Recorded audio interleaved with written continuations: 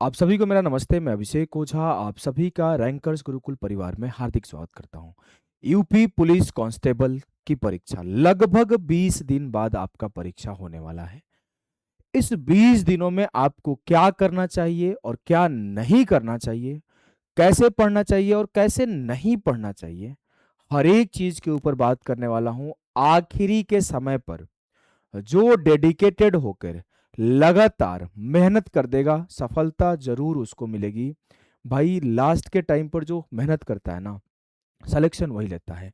सबसे पहले कि आपका पेपर 8 को है कि 9 को है कि 10 को, कमेंट सेक्शन में बताओ। अगर आप 8 को है तो आपके लिए लक्ष्य अल्फा ए, अगर 9 को है तो लक्ष्य ब्रावो बी और लक्ष्य चार्ली सी, 10 को है तो मतलब एक पेज पर अपना लक्ष्य लिख के चिपका देना है। लक्ष्य तो सर वर्दी है, हमने उसका एक मिशन का नाम दे दिया है। अब हम लोग कैसे उस मिशन पे काम करेंगे, कैसे हम लोग लक्ष्य को प्राप्त करेंगे, इसके लिए आप सभी को पता है कि आपके हिंदी के 37 प्रश्न, गणित के 38 प्रश्न, रीजनिंग के 37 प्रश्न, जीके के 38 प्रश्न आते हैं। टोटल 150 क्वेश्चन आता है और 300 मार्क्स का पेपर होता है और टोटल आपको 2 घंटे का समय मिलता है। हमारा जो टारगेट है कि 150 में 110 प्लस क्वेश्चन सही करने का टारगेट है, यानी कि 220 प्लस मार्क्स लाने का हम लोग टारगेट बना रहे हैं। ठीक है भाई। अब इस टारगेट को अचीव करने के लिए हम लोग क्या करेंगे, लास्ट के टाइम पर रीजनिंग में सबसे ज्यादा स्कोर किया जा सकता है। वैसे तो मैं गणित का शिक्षक हूं, लेकिन जो सबसे ज्यादा स्कोरिंग सब्जेक्ट है वो रीजनिंग, तब जाके मैथ्स और हिंदी। ये दोनों ऐसे होते हैं ना कि हिंदी सबसे कम समय में सबसे बेहतर स्कोर करवाता है और रीजनिंग आपके फुल में फुल मार्क्स लाने में बहुत हेल्प करता है।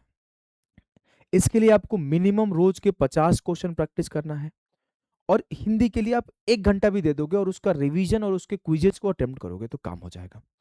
मैथ्स, मैथ्स में आपको देखो थोड़ा समय तो लगता है, लेकिन यहां पर आप स्कोर कर लोगे। मेजर पॉइंट जो यहां फोकस करना है कि आपको इंपॉर्टेंट चैप्टर पे फोकस करना है। ऐसा नहीं कि एडवांस मैथ्स पढ़ रहे हो। भाई एडवांस मैथ से सवाल ही नहीं आते, मेंसुरेशन से एक आधी सवाल आते हैं। इट मीन्स कि हमें उन्हीं चैप्टर पे फोकस करना है जिन चैप्टर से आपके सबसे ज्यादा सवाल आते हैं। अगर आप देखो तो रैंकर्स गुरुकुल के मेन चैनल पर, जिस चैनल पर इस वीडियो को देख रहे हो, वहां पे हमने इस बात को ध्यान रखते हुए मैथ्स के हमने 2 क्लासेस आपको प्रोवाइड कर रखा है। वो 2 क्लासेस वही 2 क्लासेस है ना जहां से क्वेश्चंस आते हैं। अगर आप देखो तो सबसे पहले मैंने क्या आपको नंबर सिस्टम पढ़ाया और नंबर सिस्टम के बाद हमने ratio, proportion, age and partnership पढ़ाया। ये दो ऐसे चैप्टर है जहां पर 5-5 सवाल आपको आते हैं। नंबर सिस्टम एलसीएम एचसीएफ और सिंप्लीफिकेशन से आपके 5 से 7 क्वेश्चन रहेंगे।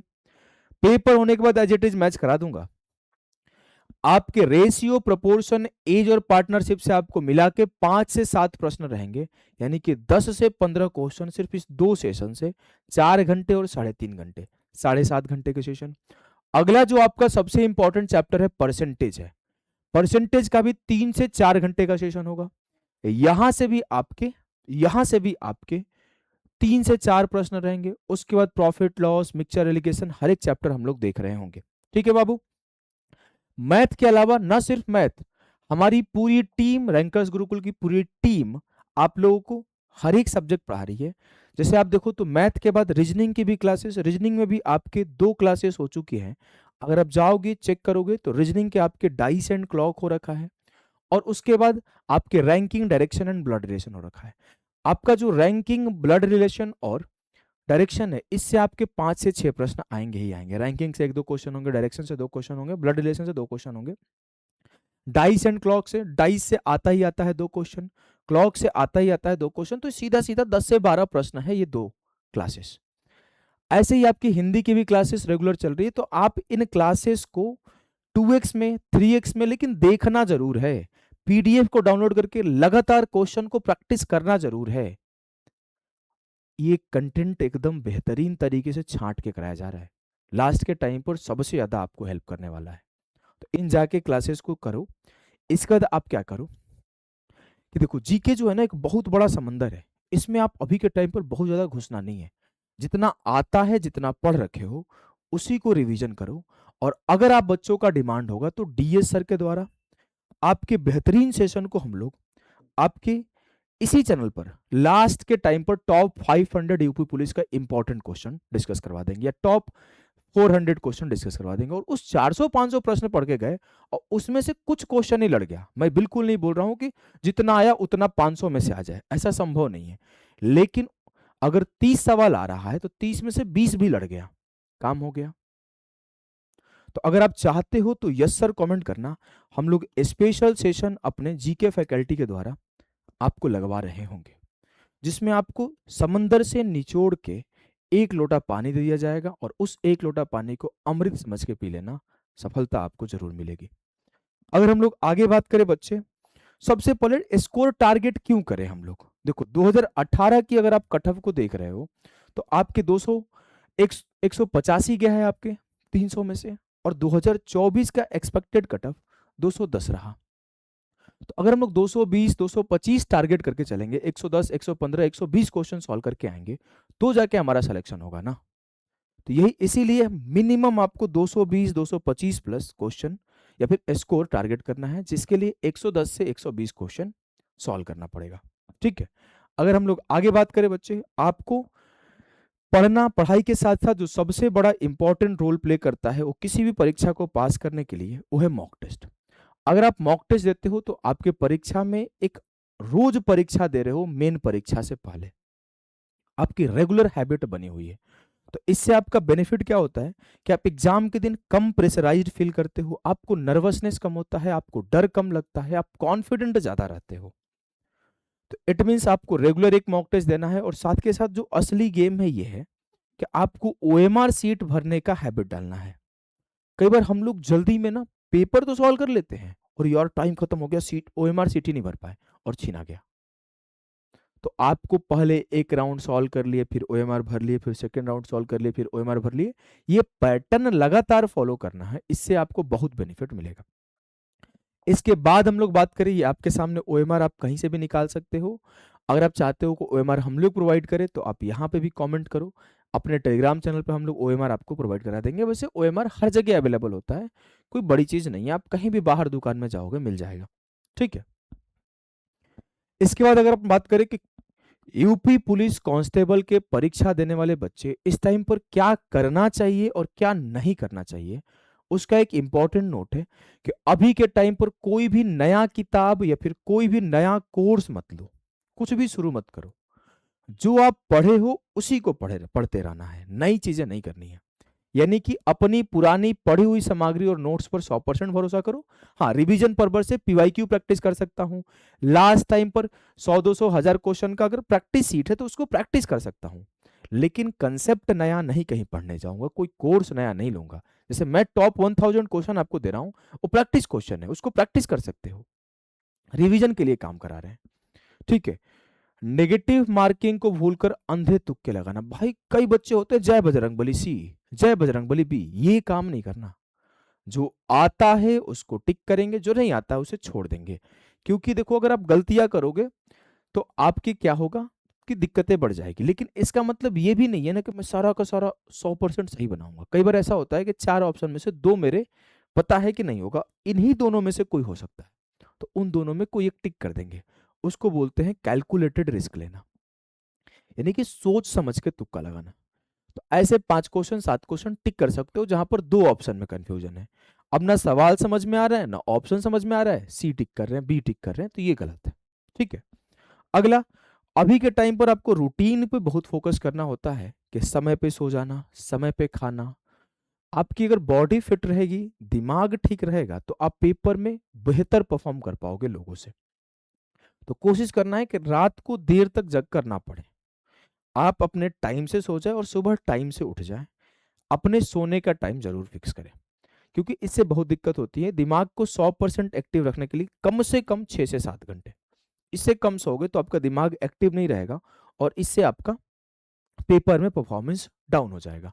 इसके अलावा बात करूं तो पिछले साल के पेपर जो कि हम लोग करा ही रहे हैं प्रैक्टिस शीट के माध्यम से, जिसमें लेटेस्ट यूपीएसआई के क्वेश्चंस को भी इंक्लूड करके करा रहे हैं, तो उसको आप फॉलो करो तो आपके पिछले साल के पेपर्स यहाँ से हो जाएंगे और इसमें आपको ज्यादा चिंता करने की जरूरत नहीं पड़ेगी। ठीक है भाई, उसके बाद आप कभी भी बहुत सारी चीजों में ना पड़े। कुछ चक्रव्यूह ऐसे है ना कि कोई कठिन मॉक टेस्ट कोई प्लेटफॉर्म बना दिया, इतना कठिन बना दिया कि उसमें आपके मार्क्स ही नहीं उठ रहे हैं, 150 में से 70 सवाल सॉल्व हो रहे हैं। ऐसी चीजों में नहीं पढ़ना है। अभी के टाइम पर कई बार लास्ट टाइम पर ऐसा होता है ना कि कुछ प्लेटफॉर्म जानबूझ के कठिन मॉक टेस्ट तैयार करते हैं और उस कठिन मॉक टेस्ट को देखकर बच्चों का मोटिवेशन डाउन हो जाता है। तो लास्ट टाइम पर कोई भी कठिन मॉक टेस्ट नहीं देना है।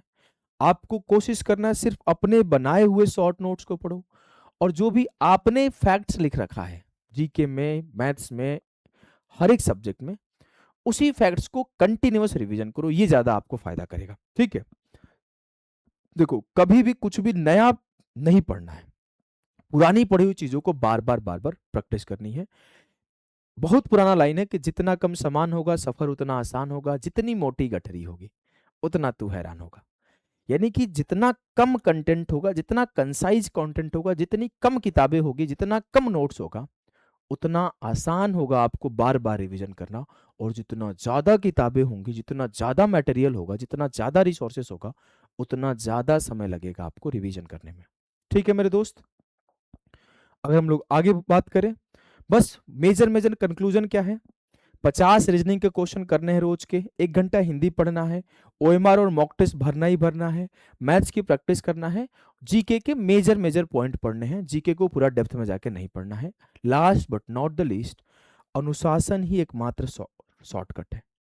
अगर आप डिसिप्लिन होकर रेगुलर पढ़ रहे हो तो यही आपकी सफलता का मूल मंत्र बनेगा और कुछ नहीं आपका मूल मंत्र बनेगा। उम्मीद है कि आपको जितनी भी जानकारी मुझे देनी थी लगभग हमने सारी जानकारी दे दिया है। आखिरी में इस सेशन को एंड करेंगे एक मोटिवेशनल लाइन के साथ, और लाइन आप एक बार खुद से भी पढ़ लो, मैं भी एक बार पढ़ देता हूं कि इतिहास सोते वक्त सपने देखने वाले नहीं बल्कि जाग कर मेहनत करने वाले रचते हैं। आज ये लाइन आपके लिए काम आएगा कि अगर आप, साफ से फिर से पढ़ता हूं, इतिहास सोते वक्त सपने देखने वाले नहीं बल्कि जाग कर मेहनत करने वाले रचते हैं। तब आपको अपने आप से पूछना है कि जो आप वर्दी का ख्वाहिश रखते हो अपने मन में, उस ख्वाहिश को पूरा करने के लिए आप जग के मेहनत कर रहे हो कि सिर्फ सो के ख्वाब बुन रहे हो। अगर आप जग के मेहनत कर रहे हो तो पूरा यूनिवर्स, भगवान, माँ बाप के आशीर्वाद सब कुछ आपके साथ होगा और आपकी वर्दी की सपना आपको पूरा होते दिख रहा होगा।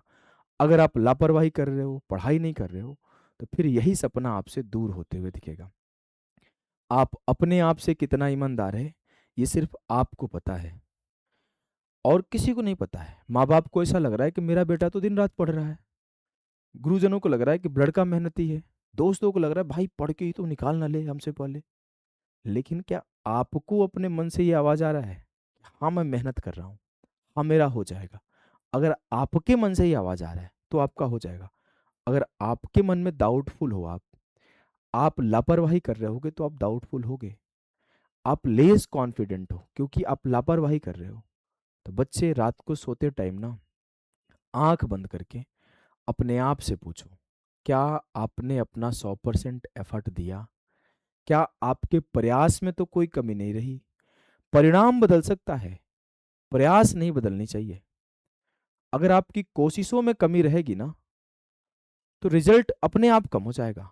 और कोशिशें लगातार करते रहोगे तो आज नहीं तो कल परिणाम जरूर मिलेगा।